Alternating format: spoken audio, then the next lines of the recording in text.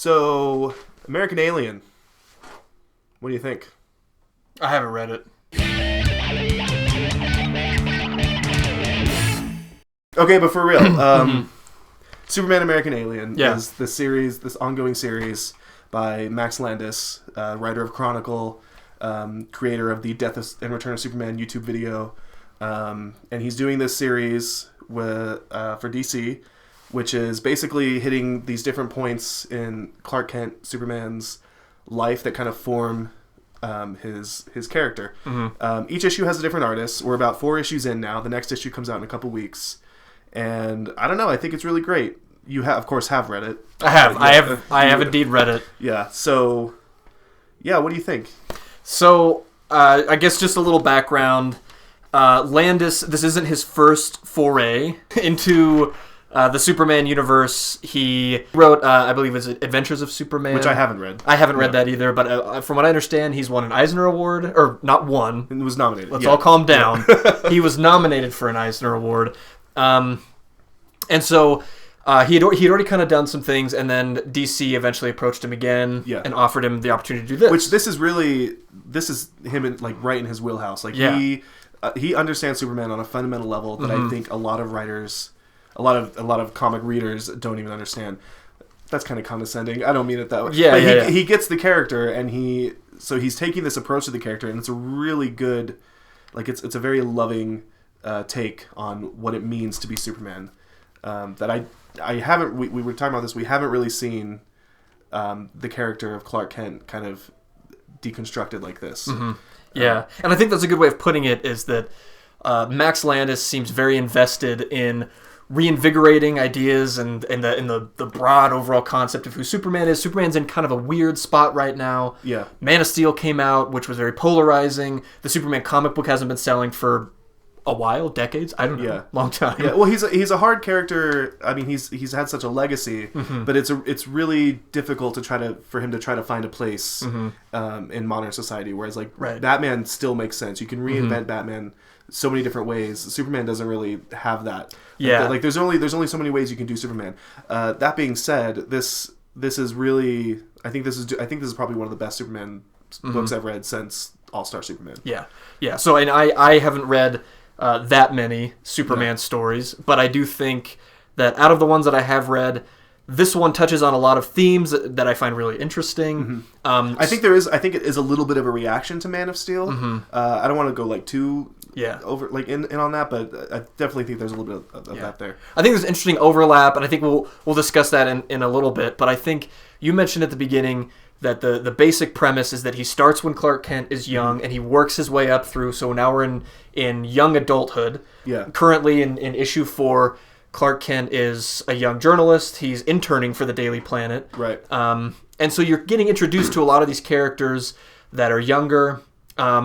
It's something I think that could very easily come across as very hokey. It's kind of like he's forced in these situations. Right. Like he is flying a plane and then the plane goes down and he jumps out and he lands on Bruce Wayne's yacht on his 21st birthday or something. Right. And Bruce Wayne's not there, so everyone thinks Clark Kent is Bruce Wayne. That's a ridiculous concept. Right. But the purpose for it is what's more important, which is that it gives Clark an opportunity to kind of evaluate his life compared to someone like Bruce Wayne. Right. So he's doing this really strange, interesting, almost meta, maybe not really meta, but just kind of hints towards that idea of Clark Kent being shaped by his surroundings. And whereas in the real world, the surroundings that Clark Kent is interacting with were actually shaped by the creation of Superman. Sure. So all of these other characters exist because Superman was created. Max Landis is making this case of like, well, what if we look at it from a perspective of Superman is because he interacted with all these different characters. And so I bring that up because a good comparison maybe would be the television show Gotham, which I'm not a huge fan of personally, but it's because they try to do a similar thing where Batman is surrounded by all the villains that he will fight when he's an adult, but it's really hokey and silly. And, you know, like, okay, so if Mr. Freeze is already in his early 30s when Batman's 12, so he's going to be like in his 50s or 60s by the time Batman's doing his thing. Punching him, Right. Yeah. So, and it's just very silly and it's very hokey, but Max Landis seems to have a very specific purpose, and that is he's trying to get at what shapes the character of a person like Clark Kent, but he's doing it in a world that we're familiar with. So he's not inventing all these new characters to show what Clark Kent was experiencing when he was young.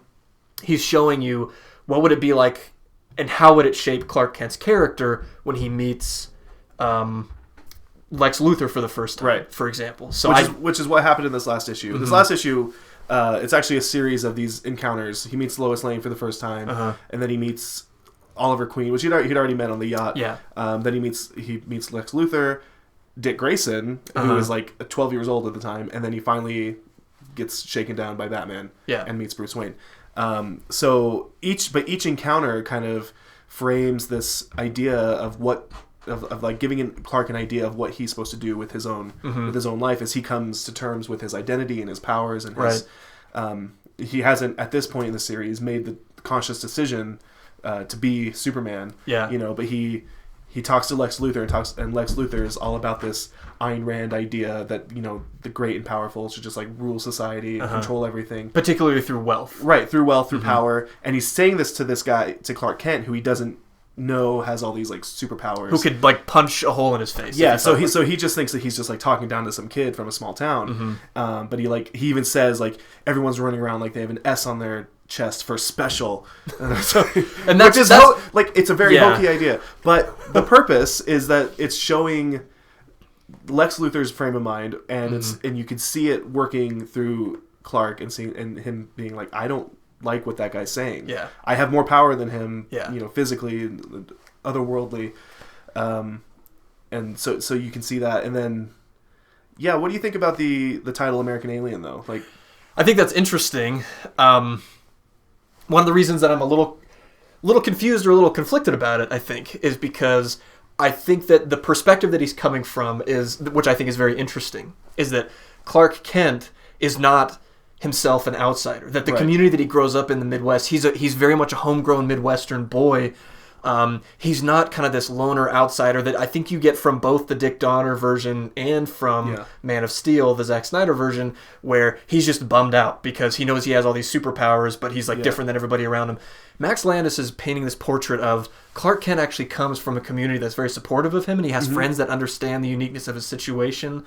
And so that's why American Alien, to me, almost seems like it hints at a core idea that Max Landis is pushing back against. Yeah. That Superman's character is being shaped just like my character is being shaped, just like your character is being shaped. There's nothing particularly alien or foreign about Clark Kent. It's more of a reinforcement of the idea that he's just an all-American boy who grows up. He has the same kind of challenges, but he relates to his friends. Yeah. He comes from a very supportive... That's the one thing that I loved about this telling in the first issue versus Man of Steel, the film, is that his family's very supportive of him using his powers, and they try to like help him control them and teach him to use them wisely. Whereas Clark's dad in Man of Steel is telling him to hold back. Yeah. And so that's I forgot where I was going with that, but that makes sense. And so I think that through all of these different steps, we've mentioned before, what he's trying to do is he's trying to show how Clark Kent's character is being shaped, and he's also drawing really stark contrasts between Clark Kent and all the other characters. Yeah. And what he's trying to... It seems like what Max Landis is interested in saying is that Superman is special. He's the most special superhero that exists, but he's not special for the reason you think he's special. Superman isn't special because he can fly. Superman isn't special because he can shoot lasers out of his eyes. In fact, he kind of tones down a lot of that. Superman's a lot more vulnerable when he gets punched. He can bleed. Different things like that.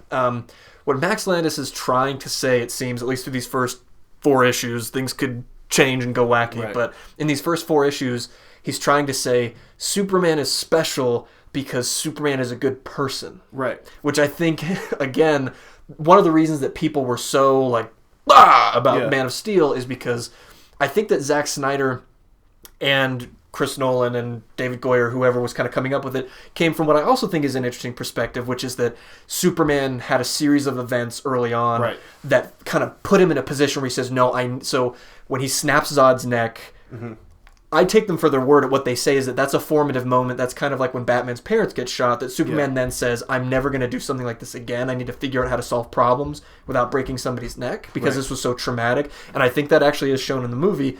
But the reason it's so disturbing to people is because people like Max Landis, I think a lot of them believe, no, what's special about Superman, what's special about Clark Kent is that he just is a good person. Yeah.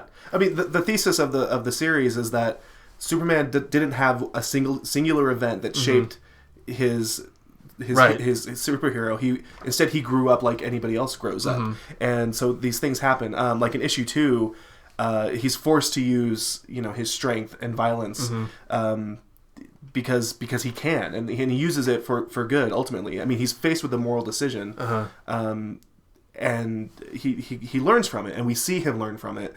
We don't just have to assume that he learns from it. And I like that at the end it's kind of tagged with an epilogue of Doomsday. Yeah. Falling down to Earth, which we haven't gotten there yet. I don't even know if it's going to go there.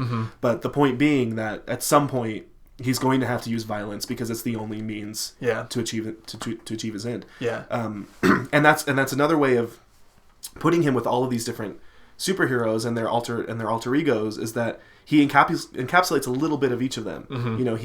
He's smart and can figure things out like Batman, but he has power and ambition like Lex Luthor, but he's also just has otherworldly powers. We haven't really seen that in any of these characters, because these are all just regular guys. I really want to talk about the scene in the latest issue with Dick Grayson, where he runs into Dick Grayson at LexCorp. It's another one of those forced interactions that actually works out really well, because Dick, of course, knows that Bruce Wayne's Batman, so they're talking about Batman. Batman comes up in the conversation, and Dick mentions that he thinks that his approach is not very, very good. Like, he says that Batman's bad at his job because he's all dark, he's all brooding, he's scary, he's the boogeyman, is what he says.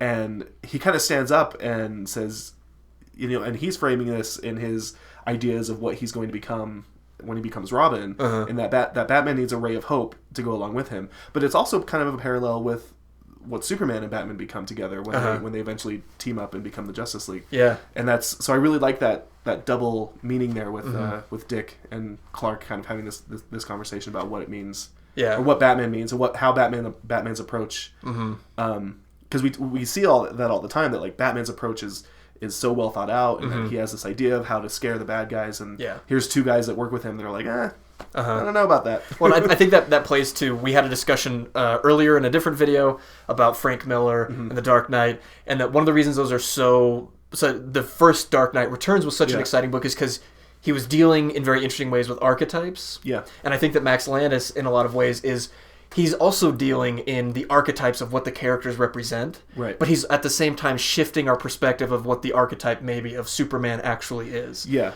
He's doing it in a way that makes Superman really three-dimensional. Right. And that's very relatable. Like, exactly. I think for the first time for me, I'm reading a Superman story where I feel like the character that I relate to and connect with is Superman and not someone else. And I also think that all of these things that we've talked about, these various approaches and especially these various encounters, they're highlighted in great ways by the format that Max Landis and DC decided to go with, and that is these kind of insular stories that don't take place one after the other. It's Superman or Clark Kent is, like a 9 or 10-year-old, and then in the next one he's probably like a 13 or 14-year-old, and then he's a 17, 18-year-old, and now he's probably just 19, 20. He's in college doing an internship. And it does kind of, I think, present this Clark Kent as the Forrest Gump of superheroes, where he just happens to be in the right place at the right time to learn really important lessons about superhero-ness. But for the same reason that Forrest Gump, I think, is really powerful, this is powerful, and that's because Max Landis is he's not creating a new character, he's playing off of our prior understandings of who Superman is and kind of reshaping them. Yeah. And so we're not only excited because we're learning cool things about Superman, but we're just learning cool things about these comic book characters and comic book archetypes in general. Yeah. And so I think that the format, and by changing the artist in every issue and showing us that these are actually insular stories that, when separated, seem kind of distant and disparate, but when you kind of lump them all together in your brain, you think this actually does create a great mosaic of who Clark Kent and Superman is. So, good job, Max Landis. You did it.